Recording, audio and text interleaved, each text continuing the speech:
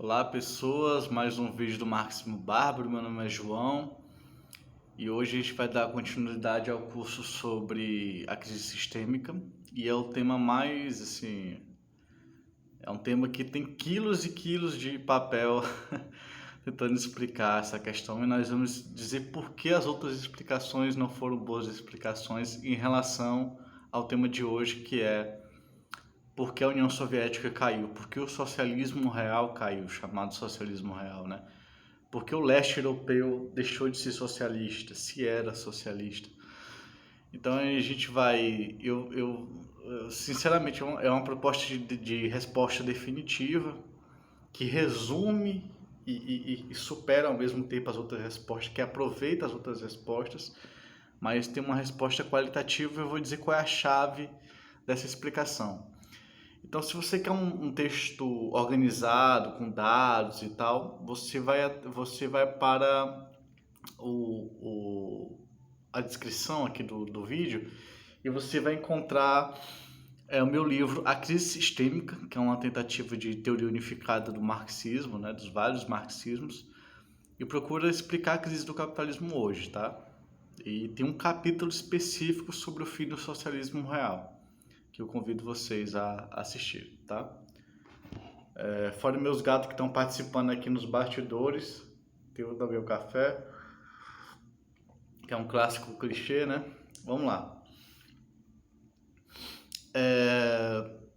Lenin dizia que a Rússia era um estado burguês sem a burguesia. A União Soviética era um estado burguês sem burguesia, tá? Trotsky disse que o Estado socialista tinha, de certa forma, duplo caráter por ainda ter comércio. O comércio é algo próprio do capitalismo, tá? É a fonte do capitalismo, assim, vamos dizer assim. Mas a União Soviética e outros países que nós vamos debater sustentavam um certo comércio. E isso, inclusive comércio exterior, isso era um elemento capitalista, né? Relações de valor na troca, mas também na produção, como eu vou debater aqui.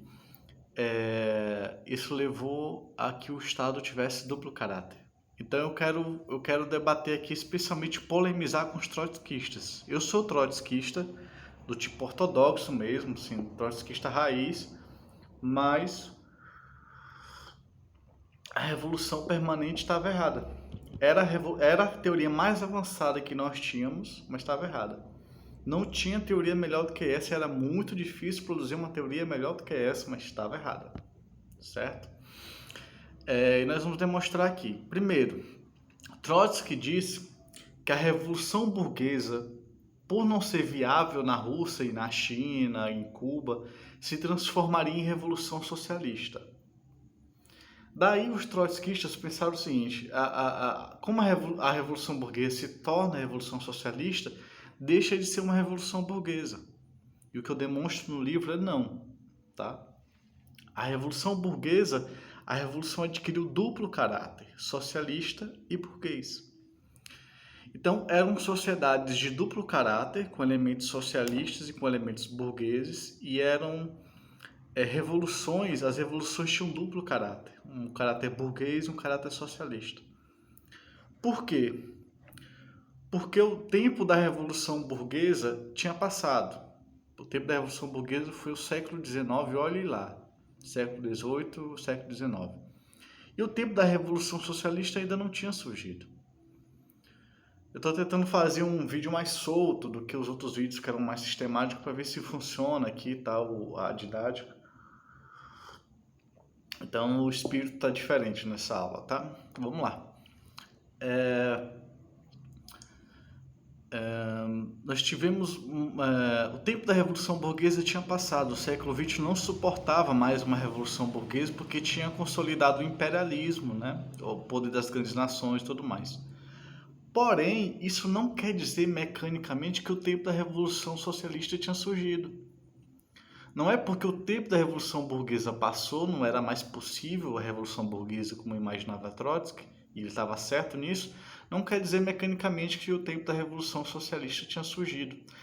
O século XX foi um limbo, tá? Foi uma transição entre o tempo da Revolução Burguesa que tinha passado e o tempo da Revolução Socialista que ainda não tinha surgido.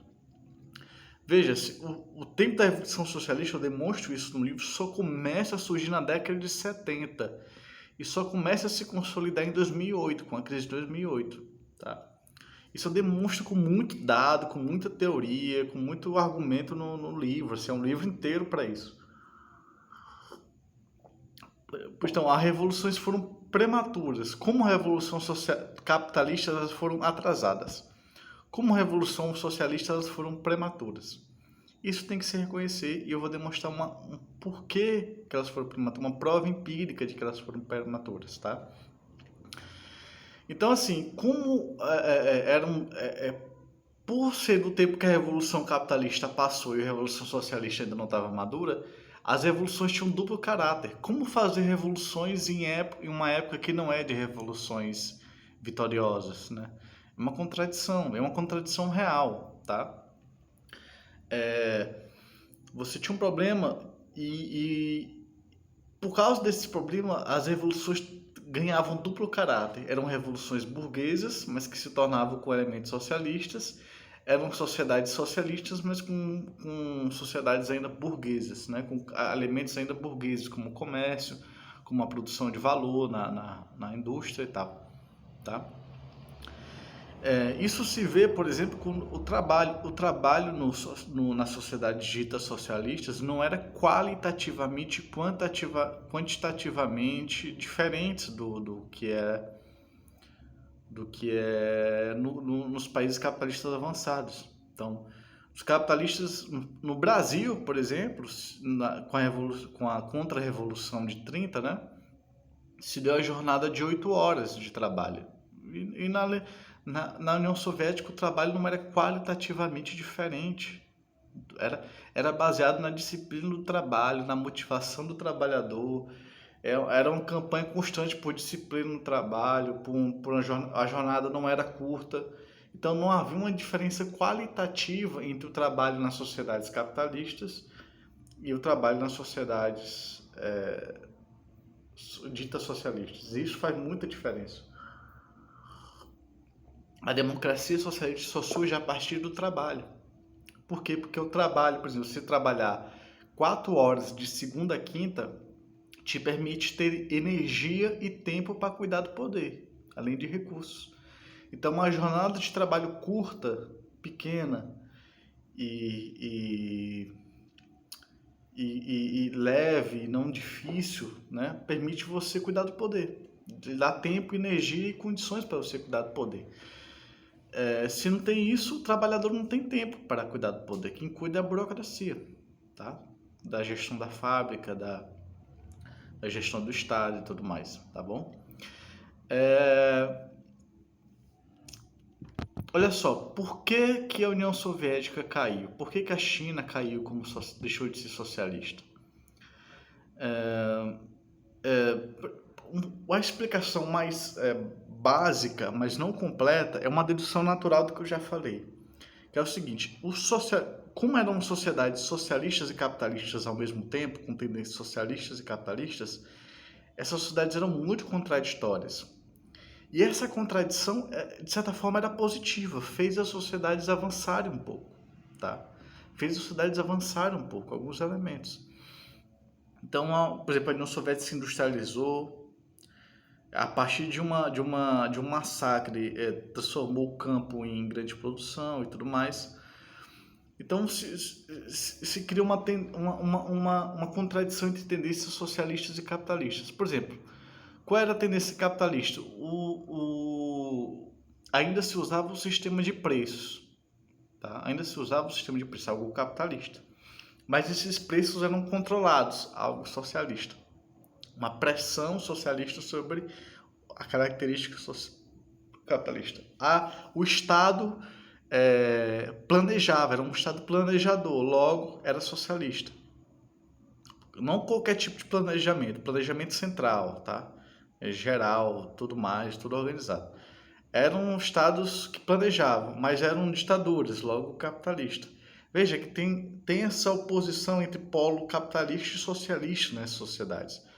Há elementos socialistas, por exemplo, o planejamento central, mais um elemento capitalista que é a ditadura da burocracia. Então, essas sociedades meio que pendiam entre o capitalismo e o socialismo. Isso foi progressivo, em certo sentido histórico, tá? Mas depois paralisou as sociedades. O sistema de preços gerou escassez, por exemplo. Você tinha o planejamento central, mas tinha a ditadura nas fábricas e no Estado que deformava todo o planejamento. Todo o planejamento era deformado.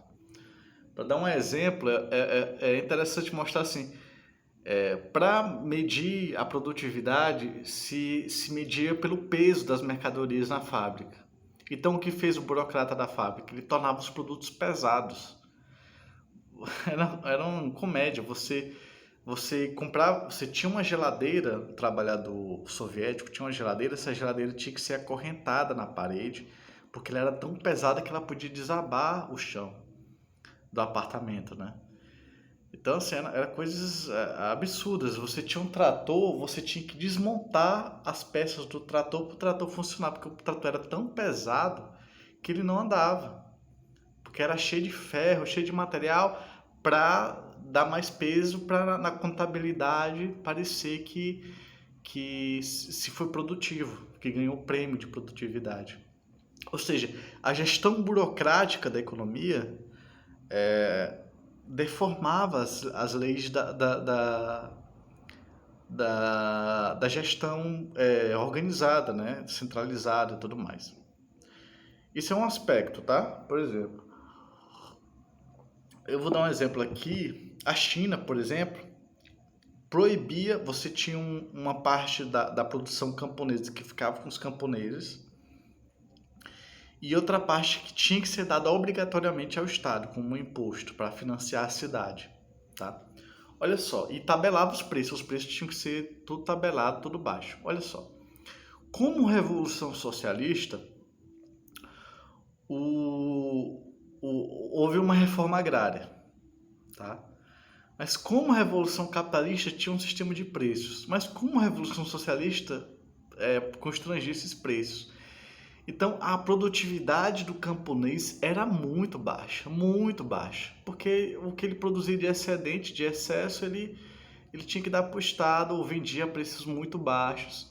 Então, havia uma contradição entre as tendências socialistas e capitalistas. Só uma correção, reforma agrária é uma pauta burguesa, não é uma pauta socialista. A pauta socialista é a estatização das grandes empresas no campo. A pauta da Revolução Burguesa e a Revolução Chinesa foi uma revolução burguesa também, foi dar terras para os camponeses.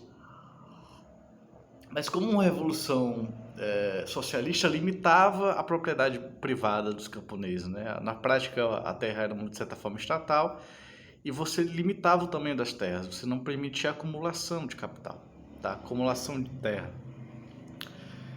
Veja-se,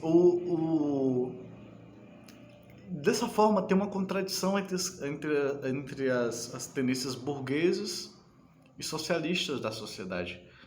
Quando a burocracia chinesa decidiu restaurar o capitalismo na China, eles liberaram os preços para os camponeses. Disseram, vocês têm que dar um excedente para o Estado, uma parte de vocês, uma parte de imposto para o Estado, mas o resto vocês podem vender em livre mercado, com preços que vocês quiserem e tudo mais.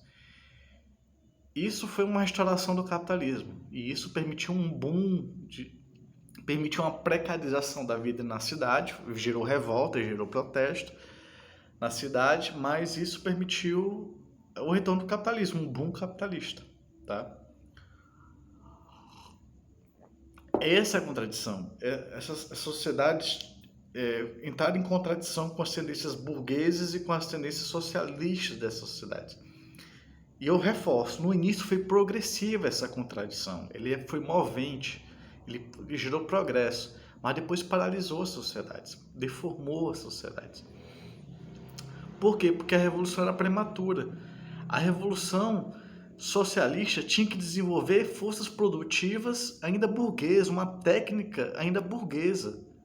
Tá? E aqui a gente entra na causa que eu considero mais central do porquê que houve a restauração do capitalismo, do porquê que houve a queda do Muro de Berlim. Vamos lá. Tem 1001 teses tentando explicar por que houve a restauração do capitalismo. Existe muita tese, muito livro, muito artigo sobre isso.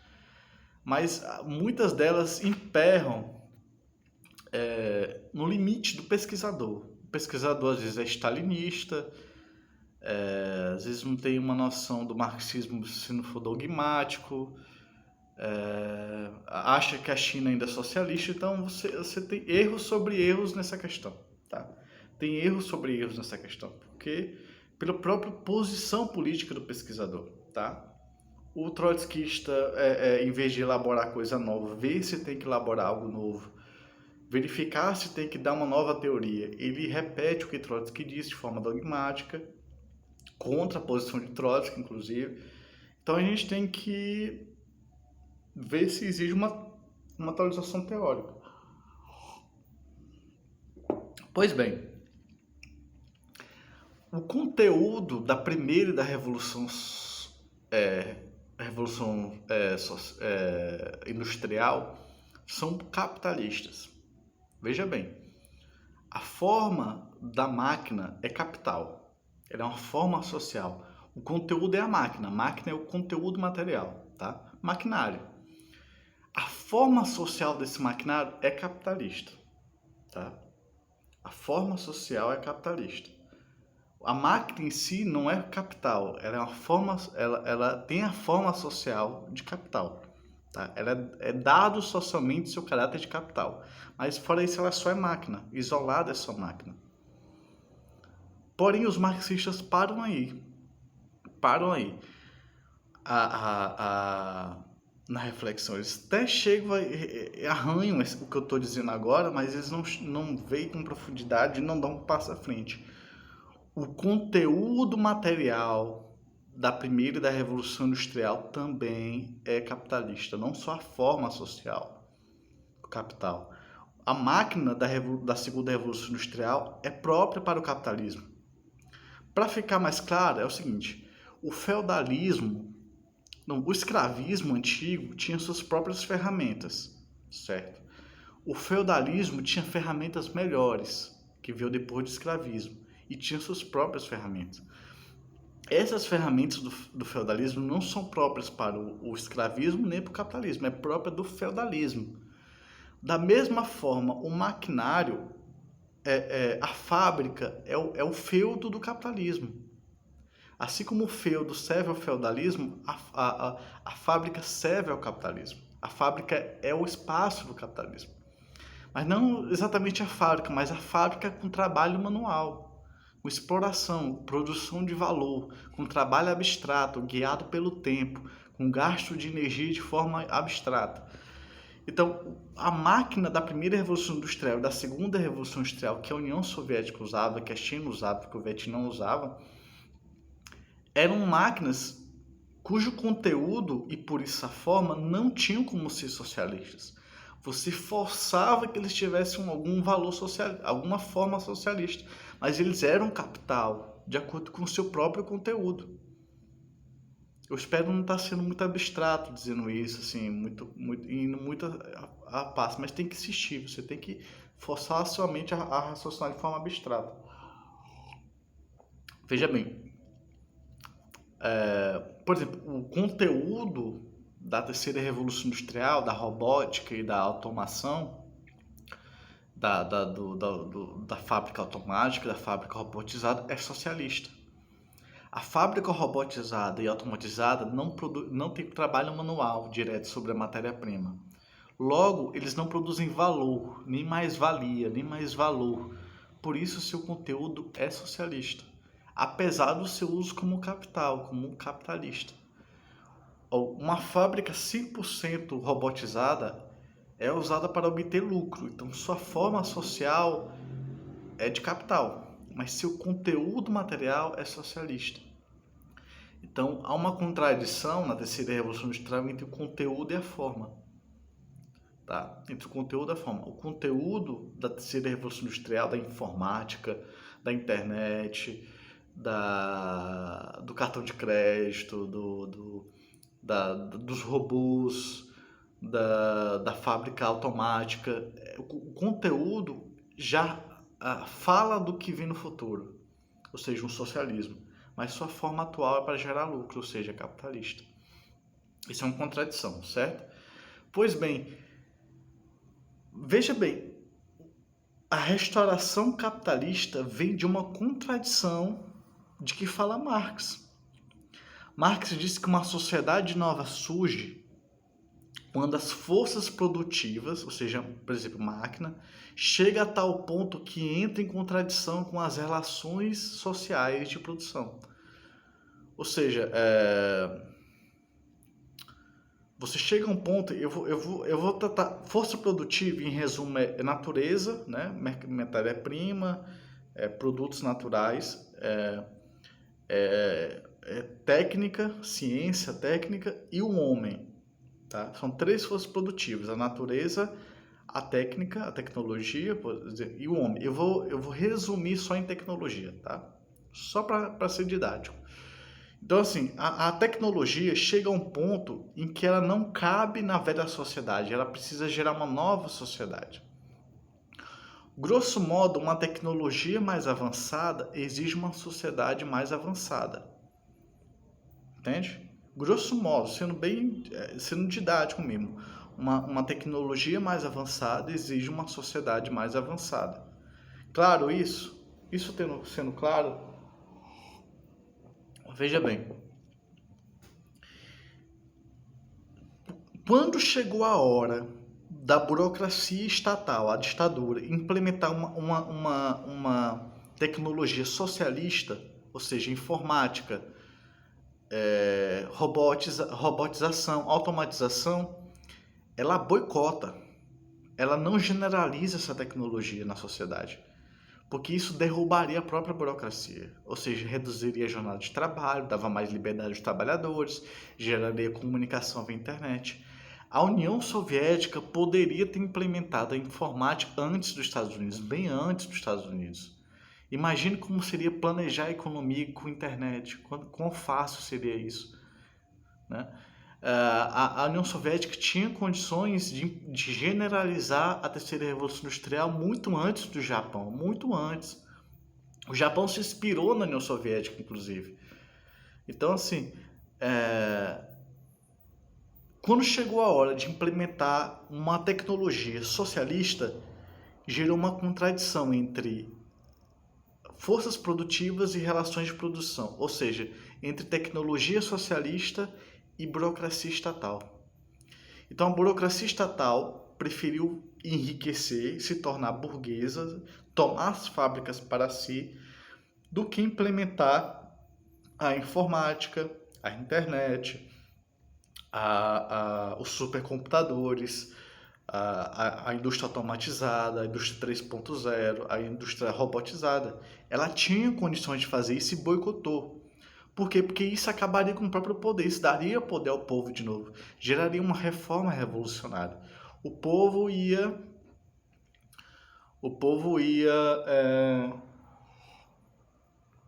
tomar o poder logo, tá? Ia tomar o poder. Não teria mais um dia sequer para justificar a existência de burocratas. Seria desnecessário tantos burocratas artificiais no poder da fábrica, no poder do Estado. E a gestão seria um pouco mais científica, menos política.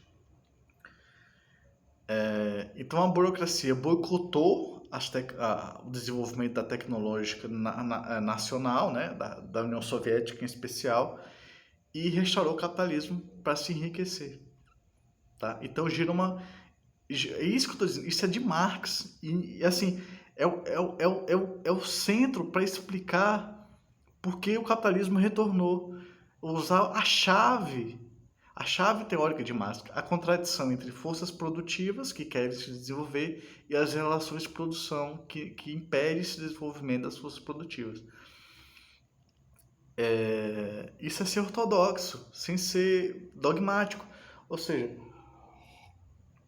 a relação entre forças produtivas e relações de produção, relações sociais de produção, às vezes é usado de forma vulgar por muitos marxistas, né, como se fosse explicação para tudo. É como se dispensasse fazer uma pesquisa. Mas comigo foi diferente. Eu primeiro pesquisei e depois deduzi. Então, foi uma dedução natural. Inclusive, o livro todo é uma dedução natural disso. Primeiro eu descobri as coisas, depois eu descobri que isso expressava uma contradição. Cada capítulo expressa uma contradição entre relações de produção e forças produtivas. Todos os capítulos basicamente expressam isso. Quase todos, vamos dizer assim, expressam essa relação no meu livro. Isso não foi planejado assim, eu vou usar isso como premissa, não. Foi uma dedução. Você vai direto para a pesquisa e percebe que os diferentes capítulos do livro, os diferentes objetos de pesquisa, expressam essa contradição que Marx fala como chave, né? Que é a contradição entre as relações sociais de produção, as classes, o Estado, a forma de gestão e a tecnologia, a química avançada, né? A física avançada e tudo mais. Então, assim, tá aí a explicação. Tá aí a explicação, tá? Os trotskistas chegaram. O Trotsky achava que o capitalismo não tinha mais saída. Teria espasmos de crescimento econômico, mas seriam crises duras e crescimentos fracos. Trotsky estava errado. Ainda não era crise sistêmica. Se a gente perguntasse para Lenin, Trotsky ou Sverdlov o seguinte: o que vocês têm a dizer sobre a crise do meio ambiente? Eles não tinham o que dizer. Eles não tinham o que dizer, porque não tinha uma crise do meio ambiente como a gente tem hoje. O que vocês têm a dizer sobre a crise da taxa de lucro? Eles não tinham o que dizer, porque não tinha crise da taxa de lucro. O que vocês têm a dizer sobre a crise do valor? Eles não tinham o que dizer, porque não tinha crise do valor. O que vocês têm a dizer sobre a urbanização enorme de todos os países centrais? Eles não tinham o que dizer, porque a urbanização ainda tinha muito a amadurecer. E assim por diante. Eu trato cada um desses temas no meu livro, tá? Mas assim, é que eu tenho que ser telegráfico. O que vocês têm a dizer sobre a crise da subjetividade, a crise de depressão e tudo mais? Eles não tinham o que dizer. Porque eles só viam a guerra e as crises duras. Mas ainda não era uma crise sistêmica, era uma crise parcial do sistema, tá? Relativa. Era uma época de crises duras, mas não era a época final do capitalismo. Então, Trotsky tinha uma contradição. Como defender a revolução socialista, que ele achava que estava na época, em países que não eram maduros para o socialismo? Então, ele criou uma chave teórica que foi a mais avançada, a melhor, a mais dialética, a mais materialista, mas ainda, no fundo, errada, né? Incompleta. Porque tinha que esperar países como o Brasil se desenvolverem. Não tinha jeito, tá? Não tinha jeito. Então, eram revoluções prematuras. Eram revoluções prematuras. Não quer dizer que foram inúteis, eu vou debater isso já já, tá? Mas foram prematuras. Isso tem uma prova. Quando os trotskistas vão falar sobre a ditadura na União Soviética a partir de Stalin, falam da perda da guerra, que a guerra foi muito destrutiva, que o país estava isolado, que a vanguarda morreu na guerra. Eles fazem apenas argumentos externos e conjunturais sobre por que surgiu a ditadura de Stalin. Isso é um marxismo limitado, tá? Sinceramente. Por quê? Porque a Revolução Chinesa, a Revolução Cubana, a Revolução Iugoslava, a Revolução no Vietnã, na Coreia do Norte, refuta o trotskismo, que eu sou trotskista, deixando bem claro. Por quê? Porque eles já no começo mesmo com uma breve transição, já se tornaram ditaduras. Isso quer dizer que a ditadura de Stalin não era uma anomalia. A anomalia era tentar produzir o socialismo antes das condições prontas no mundo e no país. Não só no país, mas no mundo. O mundo também não estava pronto para o socialismo. Só passou a ficar pronto com a internet, que permite planejamento total, com automação, com robótica, tá? Com comércio mundial em todos os polos do mundo, a partir daí, com a taxa de lucro próxima de zero. A partir daí foi possível o socialismo. A partir da década de 70, mais ou menos, começou a ser possível. Mas na época do Lenin, não era viável. O Lenin teorizou o início do imperialismo, não a decadência do imperialismo. Ele viu o imperialismo crescer, se desenvolver. O que nós vimos desde a década de 70 é a etapa não, o conceito é mais preciso. Período de decadência do imperialismo, ou seja, desde a década de 70 nós temos uma decadência do sistema imperialista, como parte da decadência do próprio sistema. Então, Lenin viu o início do imperialismo, tá? Desenvolver do imperialismo, não só decadência. Isso já demonstra que não estava pronto para o socialismo. Então, o fato de todas as evoluções, todas as tentativas de socialismo em países atrasados, terem já no início, mesmo com uma breve transição, caído em ditaduras, refuta dizer que Stalin foi uma anomalia qualquer, por questões conjunturais.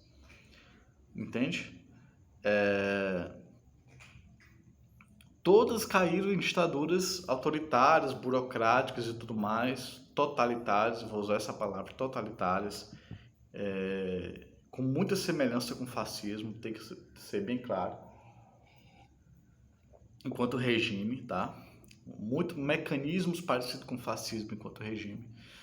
E isso não foi uma anomalia. Se fosse uma anomalia, seria só na União Soviética. E não tão rápido em outros países.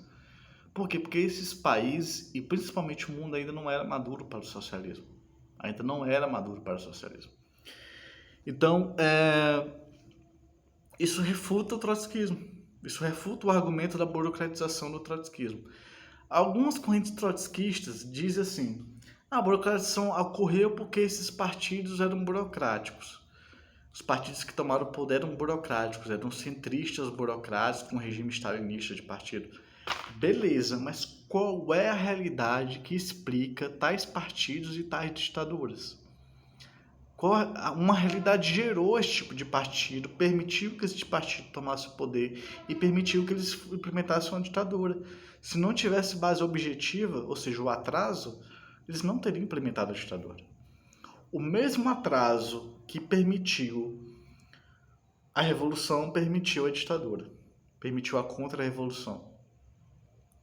Entende? O mesmo atraso que impulsionou uma revolução prematura impulsionou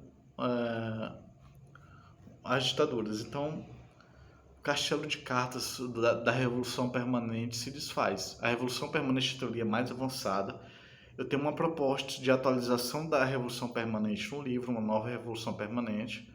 É ousado para alguém jovem, sem prestígio, mas tem que ser assim mesmo, não tem jeito. Então, assim, tem que atualizar, não tem jeito, a gente é obrigado a isso, tá?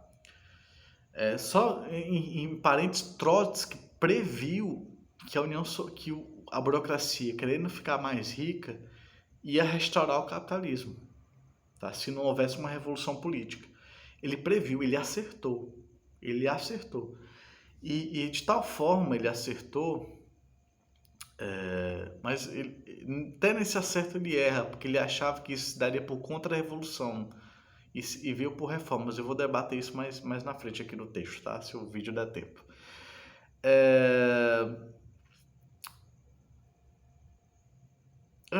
Tanta coisa para tentar falar aqui com vocês que eu até me confundo. Deixa eu me pegar aqui de novo. Então a burocracia se deu por isso, né? Porque eram revoluções em países imaturos. Então, a anomalia dessas revoluções levou à burocracia, né? Levou a uma pequena burguesia estatal, um corpo de burocratas e tal, acima da classe e tudo mais.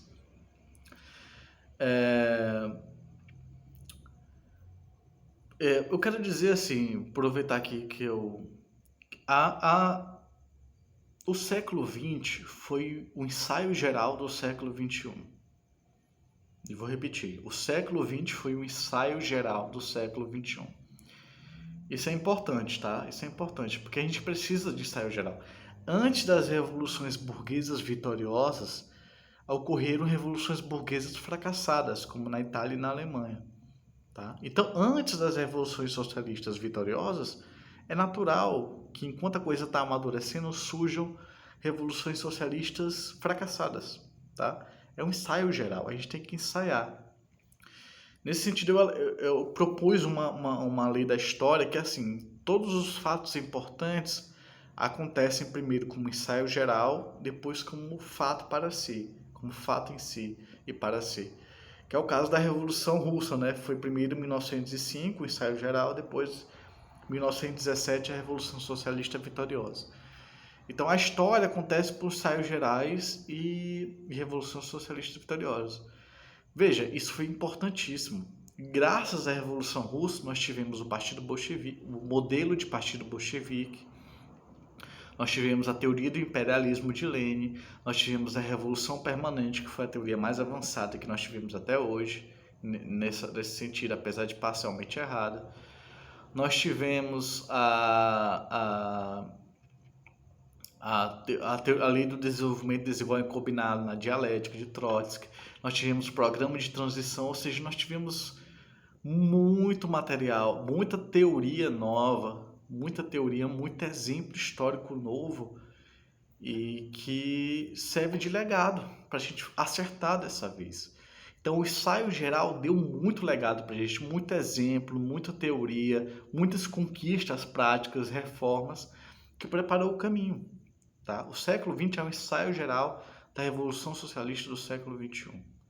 Então não foi em vão que eles lutaram e tentaram tomar o poder, lutaram contra Stalin. Não foi em vão, porque a gente teve um acúmulo histórico que não foi destruído. Tá? Graças a Deus não foi totalmente destruído. Então,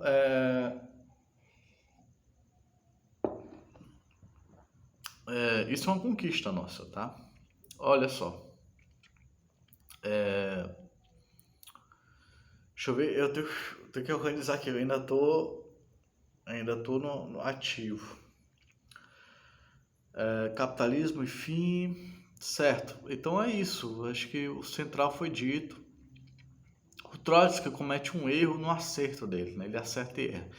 Ele disse que a burocracia iria restaurar o capitalismo, mas veja, ele fez um argumento muito subjetivo, não totalmente, mas vamos exagerar um pouco aqui para ficar claro. Ele achou que a burocracia, por querer ficar mais rica, por não ser controlada pelos trabalhadores, uma hora ia querer ser dona de tudo. E de fato aconteceu isso. Ela se tornou dona das fábricas, dona das empresas e tudo mais. Ela, como restaurou o capitalismo, ela roubou tudo. Tudo que podia foi roubado pelos oligarcas russos e tudo mais. Mas Trotsky faz um argumento meio subjetivo, entende? Meio subjetivo. E assim ele argumenta. Eu faço um argumento mais poderoso, que é a contradição entre as forças produtivas e as relações de produção. Aí qual foi a consequência do que ele disse? Vai acontecer uma contra-revolução. Se os trabalhadores não tomarem o poder de novo, vai acontecer uma contra-revolução por ação da burocracia e vai ser um desastre. Só que a volta do capitalismo não se deu por revolução nem por contra-revolução. Se deu por contra-reformas. Tem a reforma, né? A reforma é melhorar e contra-reforma é piorar. Então você retornou ao capitalismo por contra-reformas. Os governos ditatoriais foram tomando medidas que restauravam o capitalismo nos países. Por exemplo, o Tito na Iugoslávia, na Iugoslávia, né? Ele disse, não vamos ter mais planejamento central. Nós vamos dar, cada trabalhador vai ter sua própria fábrica. Cada conjunto de trabalhadores vai ser dono da própria fábrica. E assim ele fez voltar a concorrência. Porque uma fábrica concorria com a outra, não tinha mais planejamento central. Não tinha, entende? Então, eles foram tomando medidas, deixaram de controlar os preços, aí foram privatizando, permitiram a entrada de cooperativa, foi retornando o desemprego e tudo mais. E assim o capitalismo foi retornando por contra-reformas, gradativamente. Trotsky era contra essa tese, e essa tese se confirmou. A volta foi de forma gradativa, não por contra-revolução. Por quê? De um lado, porque a revolução era capitalista. E porque era capitalista ainda, a sociedade ainda tinha elementos capitalistas, ele pôde retornar por meio de contra-reformas graduais. Nesse lado, ele é capitalista. Essa é a posição do Coase. Tá? Eu discordo parcialmente. Por quê? Porque as medidas feitas para retornar completamente o capitalismo foram medidas antissocialistas. Retornou o desemprego, que era proibido, o desemprego era proibido. Acabou com o planejamento central, que era uma coisa socialista. Então, as contra-reformas gradativas tinham como função minar os aspectos socialistas da sociedade e ampliar os aspectos capitalistas. Então, porque eram sociedades duplas, socialistas e capitalistas, foi que foi possível fazer o retorno do capitalismo sem uma contra-revolução, sem uma guerra civil, por exemplo. Então, de forma gradativa, porque ele tinha tanto aspectos socialistas quanto capitalistas, tá?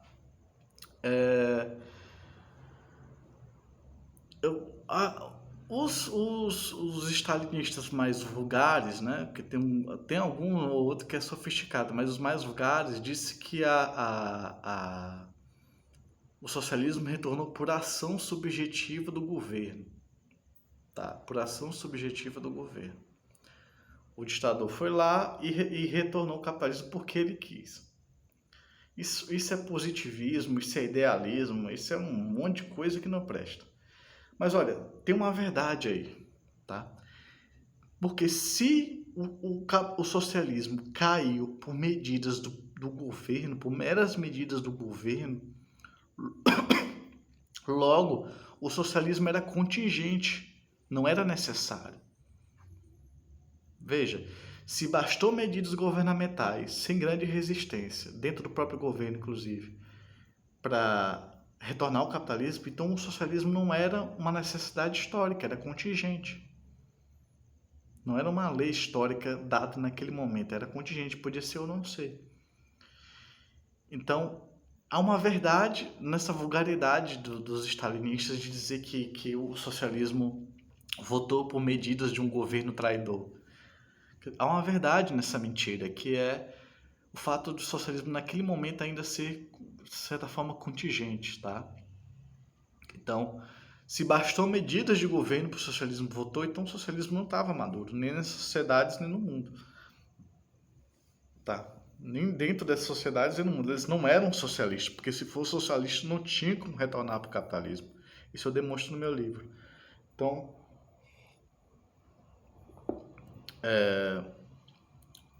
além desse argumento, que eles não, se eram socialistas plenamente, não tinha como um governo por medidas arbitrárias votar o socialismo, tem esse outro argumento que nós mostramos, que é a contradição entre as tendências burguesas e socialistas e entre as forças produtivas e as relações de produção, tá? Então é isso.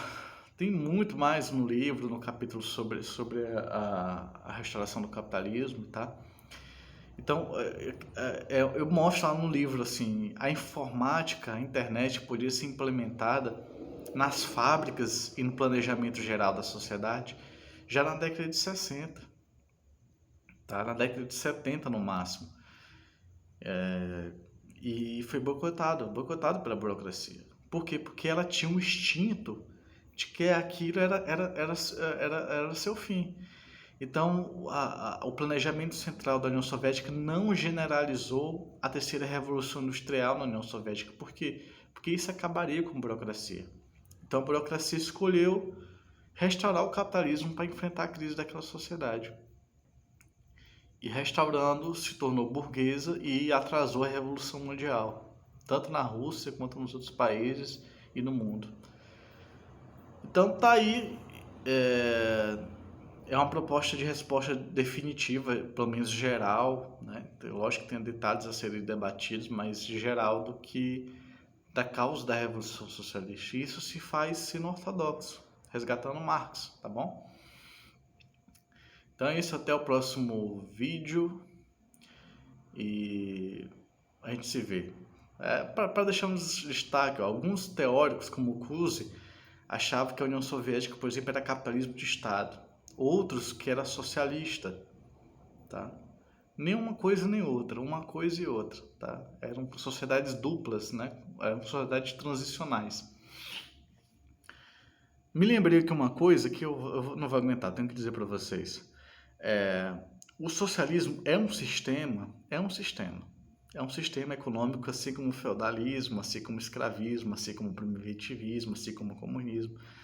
Mas uma das teorias que eu apresento no livro é que o capitalismo ele é uma transição, uma quase mera transição entre o passado classista e o futuro sem classes. Então, o capitalismo, apesar de ser também um sistema, ele, por outro lado, ele é uma mera transição entre o passado e o futuro, entre a sociedade dividida em classe e uma sociedade não dividida em classe. E porque ele é uma sociedade de transição, não é uma sociedade em si mesmo, não é um sistema apenas, ele pôde adotar, esses países como Rússia, China, Vietnã, Cuba, puderam adotar elementos socialistas, tá? Mas olha, a transição não é vulgar, a transição precisa amadurecer também, tá? Precisa de seu tempo, tá? Então, assim, é uma teoria nova. O capitalismo é um sistema econômico, mas ao mesmo tempo ele é reduzido à mera transição entre o passado e o futuro. E como transição, é por isso que as ditaduras e as revoluções puderam adotar elementos de socialismo, porque o capitalismo é transicional, é uma passagem para o socialismo, tá? Mas com burocracia, com ditadura burocrática, não tinha como, tá? E assim, a internet, a informática, os supercomputadores, o sistema de crédito, de cartão de crédito, a robótica, a automação permitem uma sociedade socialista. Permite que a gente vote por aplicativo de celulares, permite que a gente controle as contas e simplifica a gestão, reduz a jornada de trabalho de imediato para 4 horas semanais de segunda a quinta. Então, a urbanidade elevada permite a reunião de pessoas e democracia. Então, permite partidos se expressem por meio da internet, partidos de oposição se expressem por meio da internet. Então, assim, agora nós chegamos lá, né? Chegamos o capitalismo já hoje é um socialismo de cabeça para baixo, tá? Agora a gente tem que desvirar essa sociedade, tá bom? Esse é o vídeo. O próximo será sobre arte militar, né, do Clausewitz, e a gente segue junto, tá? Fica comigo.